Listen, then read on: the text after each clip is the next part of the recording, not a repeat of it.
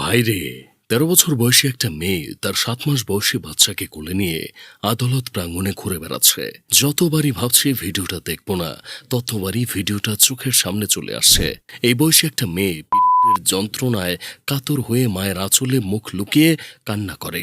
সব ব্যথা কিভাবে সহ্য করছে বুঝতে পারছি না। পঞ্চম শ্রেণীর ছাত্রী জুই মাত্র ১১ বছর বয়সে টিকটক ও ফেসবুকের মাধ্যমে তার পরিচয় হয় ২২ বছর বয়সী টিকটকার শাকিলের সঙ্গে। টিকটকের স্টুডিও দেখানোর প্রলোভন দিয়ে তাকে ডেকে নেওয়া হয়। তারপর তাকে ধর্ষণের অভিযোগ ওঠে। পরবর্তীতে পারিবারিক চাপ, আইনি জটিলতা কিংবা জুয়ের গর্ভধারণের কারণে শাকিল তাকে বিয়ে করতে বাধ্য হয়। কিন্তু সন্তান জন্মের মাত্র ২-৩ মাস পরেই শাকিল ও তার মা শিশু সন্তানকে রেখে জুঁইকে বাড়ি থেকে বের করে দেন। পরে জুয়ের পরিবার আদালতের শরণাপন্ন হয়। আদালত আপাতত ৭ মাস বয়সী শিশুটিকে মায়ের জিম্মায় দেওয়ার নির্দেশ দিয়েছেন। চিন্তা করেন ভাই অবস্থাটা। একটি ১৩ বছর বয়সী শিশুর শৈশব, কৈশোর, শিক্ষা জীবন, মানসিক শান্তি ও ভবিষ্যৎ সবকিছুই যেন একের পর এক ধ্বংস হয়ে গেল। একই সঙ্গে অনিশ্চয়তার মধ্যে পড়ে গেল আরেকটি নিষ্পাপ শিশুর জীবনও। অনেকেই দেখছি এই বাচ্চা মেয়েটাকে বলছে অল্প বয়সে পাকলে বাল, তার দুঃখ চিরকাল। এইখানে জুই মেয়েটার কোনো দোষ নেই, দোষ হলো ওর বাবা মায়ের। একটা ১১ বছর বয়সী বাচ্চার হাতে কেন ফোন থাকবে? তার কেন টিকটক অ্যাকাউন্ট থাকবে? তার কেন ফেসবুক অ্যাকাউন্ট থাকবে?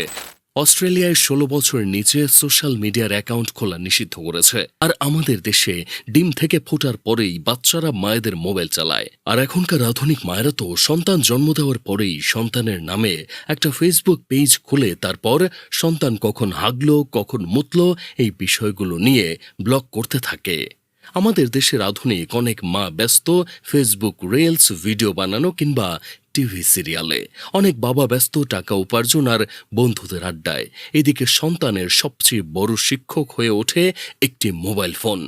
18+ জিনিস থেকে শুরু করে অনেক কিছু ওরা ৮-৯ বছরেই দেখে ফেলে। অনেকে এখন বলতে পারেন ছোট বয়সে যৌবন লাড়া দিলে বিয়ে দিয়ে দেওয়া উচিত। ভাই, বিয়েটাই কি সবকিছুর সমাধান? ১১ থেকে ১২ বছরের মেয়েটা সংসারের কি বুঝবে? ওর মানসিক ও শারীরিকভাবে কতটা ক্ষতি হবে ভেবে দেখেছেন? একটা প্রাপ্তবয়স্ক মেয়ে গর্ভবতী হবার পরেও অনেক কিছু সহ্য করতে পারে না। উঠতে কষ্ট হয়, আবার বসতেও কষ্ট হয়। ডান কাঁধে শুইলে বাম কাঁধ ব্যথা করে, আবার বাম কাঁধে শুইলে ডান কাঁধ ব্যথা করে। কিছু খেতে পারে না। এই জিনিসগুলো এই জুই নামের অপ্রাপ্ত মেয়েটা না জানি কিভাবে সহ্য করেছে। এখন কিছু পণ্ডিত শ্রেণীর মানুষ বলবে, আমার দাদি ১০ বছর বয়সে মা হইছে, আমার নানি ১১ বছর বয়সে মা হইছে, ব্লা ব্লা ব্লা। বলছিলাম কি শিয়াল পণ্ডিত ভাইরা, তুমি তোমার বোনকে ১০ বছর বয়সে মা হতে দিবা? আগে একটা সময় স্ত্রী তার স্বামীকে বলতো, ওগো শুনছো আলেয়ার বাপ, আলেয়ার কিন্তু হয়েছে। এই কথা শুনে আলেয়ার বাপ মেয়ে বিয়ে দেওয়ার জন্য উঠে পড়ে লাগত। দিন শেষে ৩০-৩৫ বছর বয়সী কোনো লোকের সাথে মেয়ের বিয়ে দিত। কয়েক মাস পর আলেয়া গর্ভবতী হতো। তারপর একদিন সন্তান প্রসব করতে গিয়ে আলেয়ার আলো চিরদিনের জন্য নিভে যেত। কিছু আলেয়ার আলো নিভত না, ওরা বেঁচে যেত। কিন্তু যে অসহ্য যন্ত্রণা ওরা সহ্য করত, সেটা আলেয়া বাদে পৃথিবীর অন্য কেউ জানত না।